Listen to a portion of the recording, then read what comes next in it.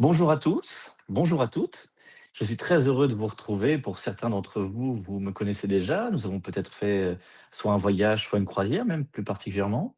Et je vous propose cet après-midi de découvrir les deux programmes que nous vous proposons autour, bien sûr, de la personne et de la figure de Napoléon, une croisière et un voyage. Et dans ce programme 2026, nous allons donc débuter avec un voyage qui, je sais, va plaire à certains d'entre vous, c'est une croisière en Corse. Alors bien évidemment, la croisière en Corse au mois de juin, vous aurez compris que les conditions sont idéales pour découvrir, l'île de Beauté. Tout d'abord parce que nous allons partir de Nice et faire vraiment le tour de l'île avec des escales dont je vais vous parler, qui vont vraiment vous permettre de découvrir à la fois le contexte de cette période, mais également les différents moments importants de ce destin hors du commun.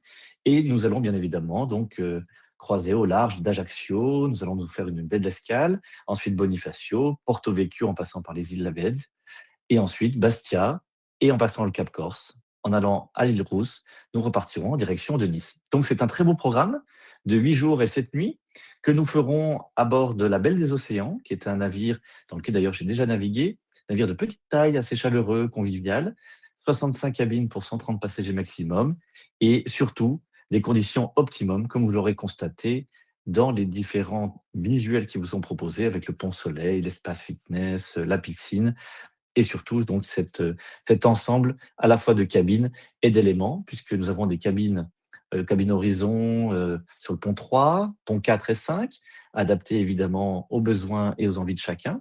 Une suite Riviera qui vous est proposée également, pont 6 et surtout, je vous le disais, un programme qui va vous permettre vraiment de vous immerger dans cette épopée impériale. Alors tout débute évidemment là où tout a commencé pour Napoléon. Il est né le 15 août 1769 par Ajaccio. Ajaccio, ville natale de l'empereur, ville aussi importante puisqu'elle fait partie du réseau des villes impériales. C'est une quarantaine de villes en France et à l'étranger qui justement ont uni leur histoire et leurs différentes activités. Et Ajaccio, vraiment, résume et surtout concentre un grand nombre de lieux vraiment très importants qu'il faut avoir vus. D'abord, vous le verrez sur cette image, à gauche, le Palais Fêche, lié à l'oncle de Napoléon. Ce Palais Fêche recèle de trésors, en particulier de la Renaissance. C'est une des plus belles collections, à la fois d'art et de peinture en particulier, de cette première Renaissance italienne et dans un cadre tout à fait important. À droite de l'image, vous l'aurez peut-être remarqué, cette chapelle impériale a tous les attraits d'une belle chapelle italienne. Elle a été inaugurée sous le Second Empire, donc après la période finalement qui nous concerne en ce moment. Mais sous le Second Empire, c'était un hommage rendu à la fois à Napoléon et à sa famille. C'est donc une volonté de réunir l'ensemble du clan. Napoléon, vous le savez, est inhumé aux Invalides, mais l'ensemble de la famille a été réuni progressivement dans cette chapelle impériale qui est un haut lieu évidemment de mémoire et d'histoire. À Ajaccio, nous aurons également, et c'est surtout très important de le voir, la possibilité et vraiment le charme important et l'émotion, j'en suis sûr, de découvrir la maison Bonaparte. C'est un lieu important de ce début de la vie de Napoléon, surtout parce que elle a eu une histoire très mouvementée, réactive et surtout, restaurée à la fois par Laetitia Bonaparte et aussi par les membres de la famille ensuite, tout au long des décennies. C'est un lieu vraiment qui permet de vraiment découvrir les conditions dans lesquelles Napoléon et l'ensemble de ses frères et sœurs, ils étaient 8 dans la fratrie, et bien, dans quelles conditions ils ont pu vivre avec un décor qui a été restauré et préservé. Et à droite de l'image, vous allez découvrir la place d'Austerlitz, que les Corses eux-mêmes dénomment, parce que c'était le lieu également où le jeune Bonaparte venait se promener et lire avec un peu de recul vis-à-vis de la ville, puisqu'on est sur les hauteurs d'Ajaccio, le Casone. Et sur ce Casone, eh bien, a été érigé, bien après les événements, cette statue que vous apercevez et puis cette construction qui rappelle les grandes réalisations à la fois civiles et militaires de Napoléon et qui est un hommage rendu donc à l'enfant de la ville.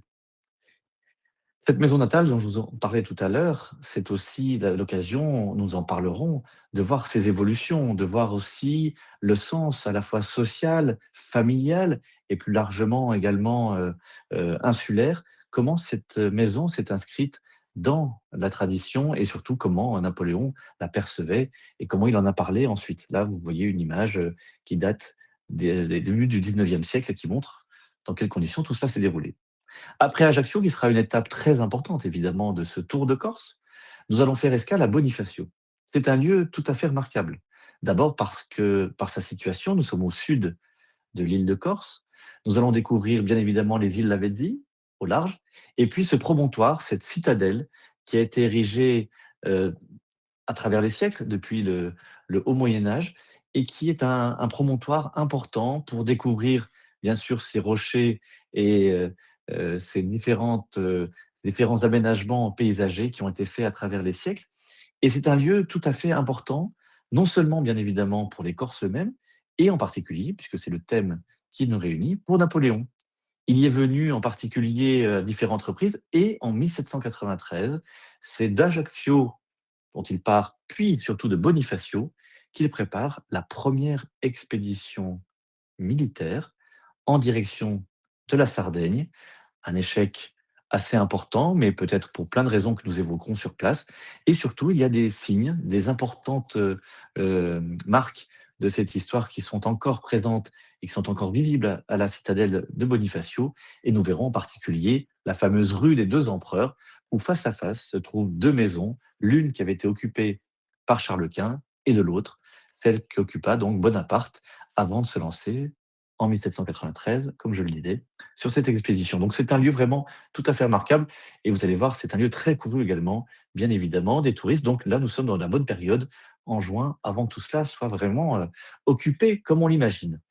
Je vous montre une image également parce que nous parlons de 1793. C'est aussi de ces environs que Bonaparte, revenu de cette expédition, va ensuite se retrouver avec l'ensemble de sa famille et qu'il va quitter pour des raisons que j'évoquerai évidemment, des conditions un peu particulières vis-à-vis d'un grand nombre de personnalités ou de personnes engagées pour une certaine indépendance de l'île. Bonaparte, lui, avait fait le choix, bien évidemment, de la France républicaine depuis quelques mois, et donc il quitte la Corse, comme on le voit sur cette image qui est un petit peu légendaire, mais il quitte la Corse en direction du continent, et ils vont s'installer à Marseille, qui sera la première étape de la folle aventure qui va l'emporter. Étape suivante, escale importante aussi, c'est Porto Vecchio.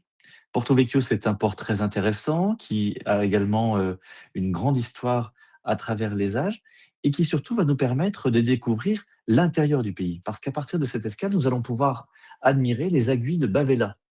C'est à quelques encablures, c'est un lieu tout à fait important et c'est pour vous rappeler également que la Corse n'est pas uniquement qu'une suite ininterrompue de lieux enchanteurs sur leurs côtes, mais c'est surtout la Corse aussi une terre importante, à la fois par ses paysages, par ses reliefs et aussi par ses éléments préservés du patrimoine. Comme vous le constatez sur l'image de droite, vous avez par exemple un très beau paysage avec ce village qui est niché au cœur et qui rappelle aussi l'attachement des Corses et des familles également qui viennent visiter, de cet attachement à ce patrimoine et à ces villages préservés.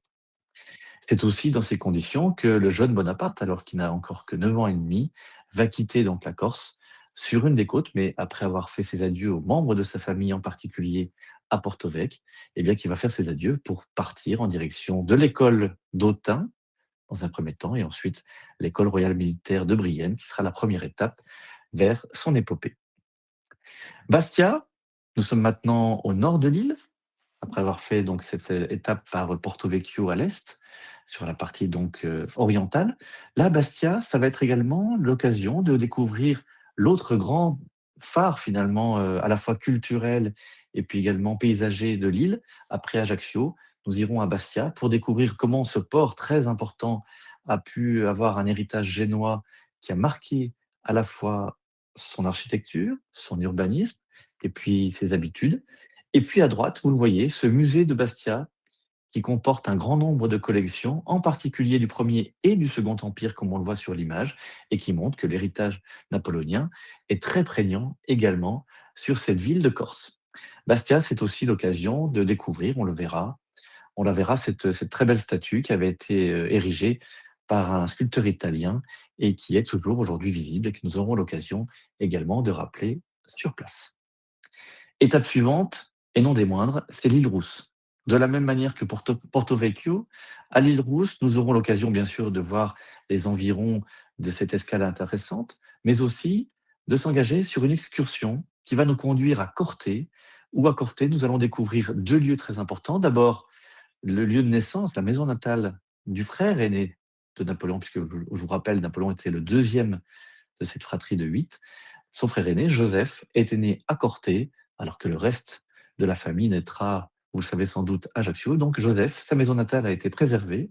Et Corté, c'est aussi le lieu à la fois de l'université, des grandes réunions politiques et un musée régional d'anthropologie et plus largement consacré à toute l'histoire de la Corse nous permettra de comprendre le contexte et surtout les éléments qui ont marqué durablement l'histoire familiale des Bonaparte. Petit exemple en particulier, c'est cette fameuse rencontre que Bonaparte revenu, Napoléon revenu donc en 1792, il va faire la rencontre enfin du héros qu'il admire depuis tant d'années, qui est rentré d'exil depuis quelque temps, Pascal Paoli, un général qui s'était engagé justement dans l'indépendance de l'île. Et entre les deux hommes, eh bien, un certain différend va naître. Et c'est pour cette raison qu'il sera important de le rappeler lors de cette croisière. À bord, comme on l'a rappelé tout à l'heure avec Caroline, nous aurons l'occasion également d'échanger.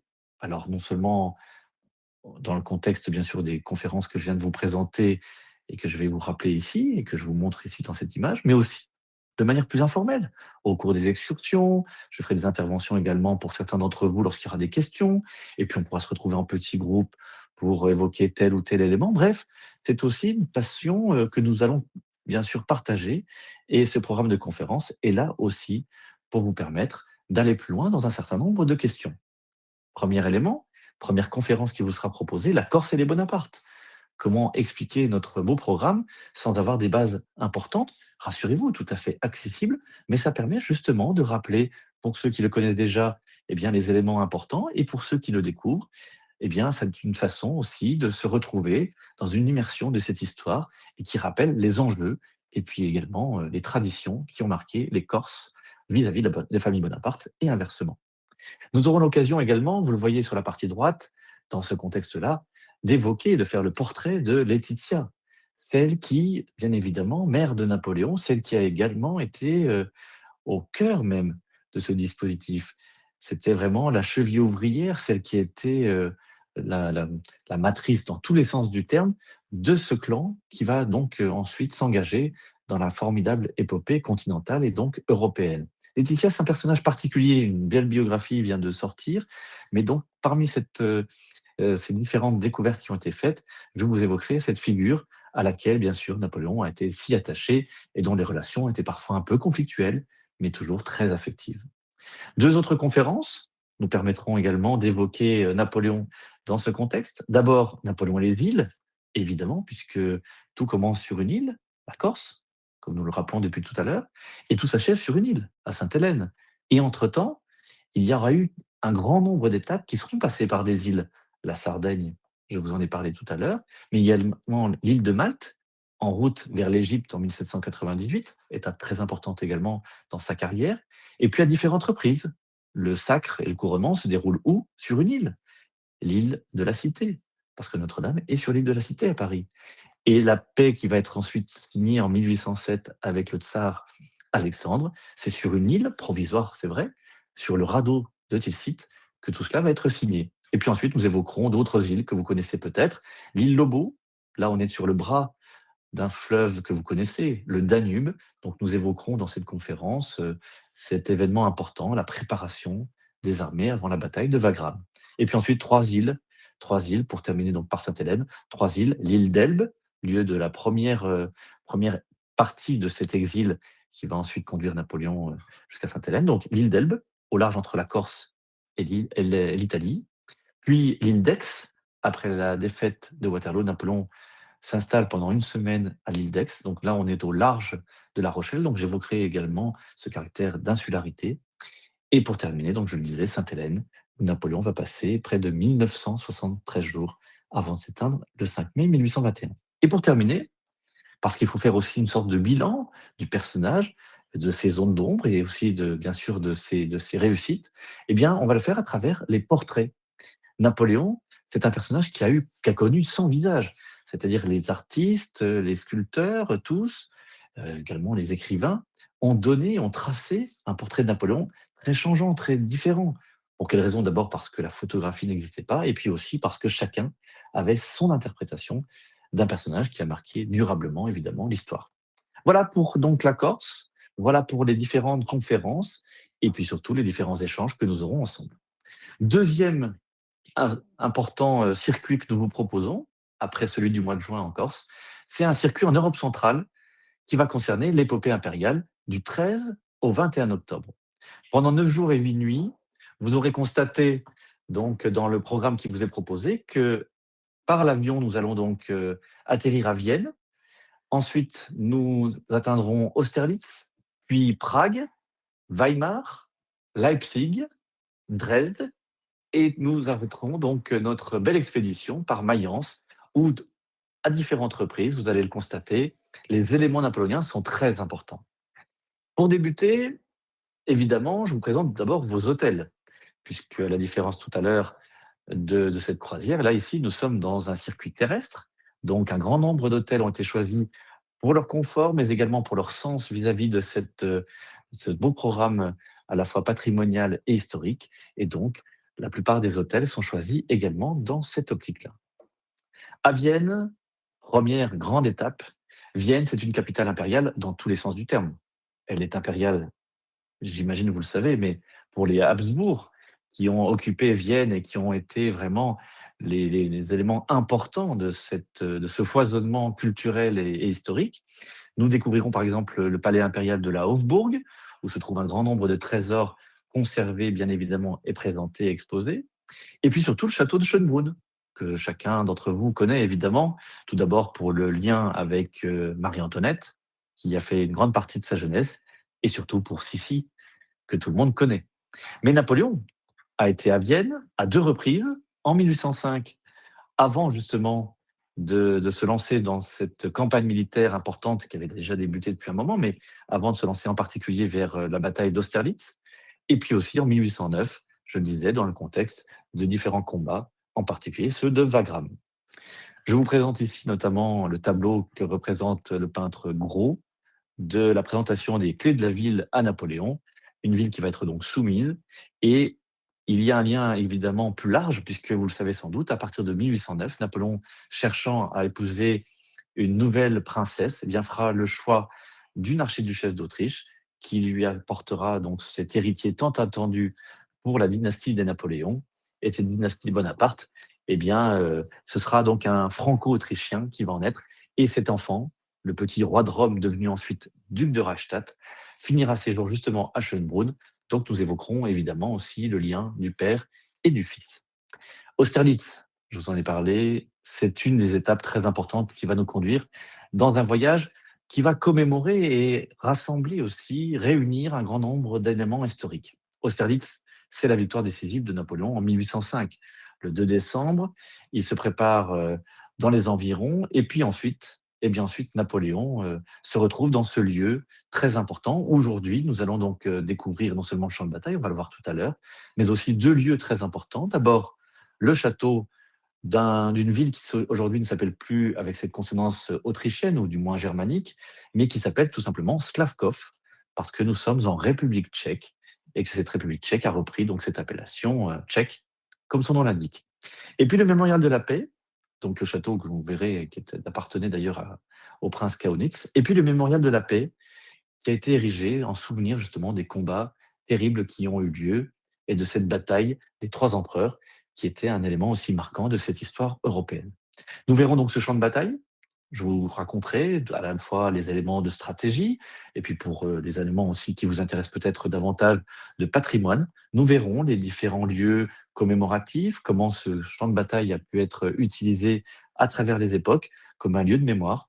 Et ça nous conduira donc à rappeler à la fois comment tout cela s'est déroulé la veille.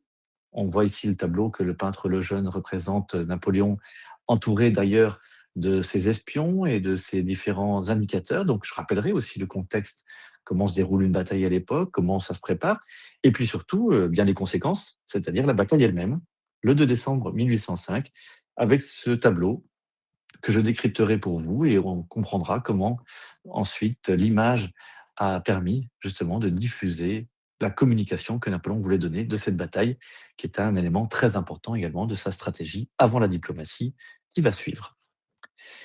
Étape suivante, après Austerlitz, Prague. Comment ne pas découvrir Prague et ses charmes importants? Lieu tout à fait remarquable depuis le haut Moyen Âge également. Prague est un lieu capital, non seulement pour le Saint-Empire romain germanique, mais plus largement pour la culture. C'est à Prague qu'un grand nombre de créations artistiques ont été faites, à commencer par exemple par Don Giovanni de Mozart. Et c'est dans ce contexte de la fin du XVIIIe siècle et du début du XIXe, nous allons découvrir donc à la fois les aménagements qui ont été faits à l'époque, nous allons redécouvrir évidemment la cathédrale, et puis à droite, vous le verrez, dans la vieille ville, il y a ce pont Charles qui est vraiment un bijou, vraiment un lieu tout à fait remarquable et nous aurons plaisir à évoquer à la fois le patrimoine, l'urbanisme et toute l'histoire liée à Prague qui est véritablement, comme on le disait tout à l'heure, le joyau vraiment de la bohème. Voici une image que je vous ai choisie, sélectionnée. Très belle peinture qui représente Prague à la fin du XVIIIe siècle et on se figure mieux comment ce centre-ville, centre préservé, centre historique, a conservé vraiment tous les attraits de ce charme qui était le sien à la fin du XVIIIe siècle. Ensuite, nos pas nous guideront vers Iéna. Iéna, alors que Austerlitz s'était déroulé en 1805 et où Napoléon avait donc affronté à la fois les Autrichiens et les Russes, Iéna, c'est la victoire aussi contre la Prusse. Napoléon poursuit donc son avancée en Europe et à Iéna, qui est véritablement une étape très importante en direction de Berlin, à Iéna, il y a une double bataille. Celle d'Iéna, dont nous parlerons, et puis aussi d'Auerstadt, qui est à proximité et où 2 combats finalement, jumeaux vont se dérouler et ça va mettre un terme à l'opposition prussienne et ensuite les Français feront leur entrée à Berlin. Donc nous allons évoquer Iéna sur place, d'abord parce que c'est aussi un élément très important comme on le voit à droite avec les différentes pierres et différentes stèles qui rappellent ces épisodes et puis surtout parce que ce voyage a été vraiment construit autour de cette commémoration de Iéna parce que depuis quelques semaines, nous avons commémoré Austerlitz en décembre dernier, mais Iéna, en octobre prochain, ce sera donc le 220e anniversaire de cette bataille. Et à cette occasion, quand nous serons sur place, eh bien, nous verrons que à la fois la ville et les environs se préparent à recevoir à la fois des reconstitueurs, à la fois donc des personnes également qui viennent visiter les différents musées et les lieux de mémoire. Et donc, ce sera l'occasion également de commémorer quasiment jour pour jour sur place, donc cette bataille si importante. Je vous montre petite aussi, une petite représentation, peinte, cette fois-ci par le peintre, Horace Vernet, qui représente tableau qui est aujourd'hui conservé dans la galerie des batailles de Versailles, qui représente un épisode avant la bataille, lorsque Napoléon passe en revue ses troupes avec le maréchal Berthier et son beau-frère, le maréchal Murat, eh bien, il passe en revue ses troupes, en particulier, on les voit ici, les grenadiers à pied, et un des soldats se serait écrié en avant. De dire il faut maintenant se lancer vers l'adversaire. Et Napoléon se serait un peu quand même étonné qu'on lui donne des ordres. Et cette petite anecdote montre aussi la proximité de Napoléon avec ses soldats. Et donc c'est tout cela que nous évoquerons ensemble à Iéna. Autre ville très importante dans sa découverte à la fois historique et culturelle, c'est bien entendu Weimar. Weimar a son importance non seulement dans ce contexte du 19e siècle, mais plus largement, Weimar, c'est un lieu très important de la culture germanique. Et donc, nous découvrirons par la bibliothèque historique de la duchesse Anna Amalia, mais aussi par le château, deux lieux très importants qui nous permettront de comprendre à la fois les particularismes germaniques et puis aussi les relations entre la France, ou plus largement les pays francophones, avec cette germanité qui nous montreront aussi les liens très ténue, notamment à travers la langue et les différents éléments de culture.